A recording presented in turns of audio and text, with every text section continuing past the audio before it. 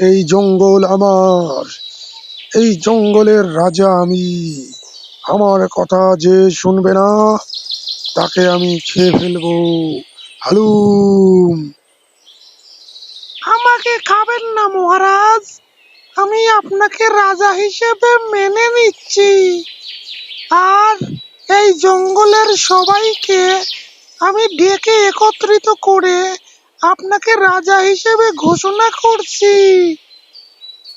বাঘমশাই, আপনি আমাদের রাজা। হ্যাঁ বাঘমশাই, আপনি আমাদের রাজা। এখন থেকে আপনি যা বলবেন আমরা সেটাই করব। আসসালামু আলাইকুম রাজা মশাই, আমরা সবাই আপনার প্রজা, আদেশ করেন। ঠিক আছে, ঠিক আছে। আমার ইচ্ছা, আমার এই জঙ্গলকে একটা আদর্শ জঙ্গল হিসেবে আমি প্রতিষ্ঠা করব।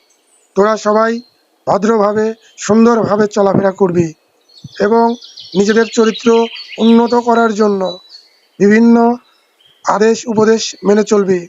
বড়দের সালাম দিবি, ছোটদের স্নেহ করবি।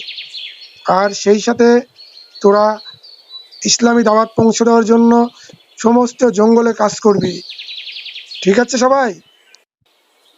বুঝতে পেরেছি মহারাজ, বুঝতে পেরেছি। তার মানে আমাদের এখন থেকে এই জঙ্গলে কালেমার দাওয়াত পৌঁছে দিতে হবে।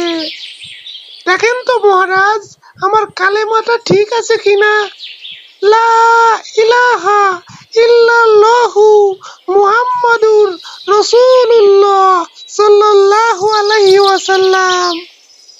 মাশাল্লাহ, মাশাল্লাহ, ঠিক আছে। সবাই শিয়ালের সঙ্গে যাও এবং এই কালেমার দাওয়াত সবাইকে পৌঁছে দাও।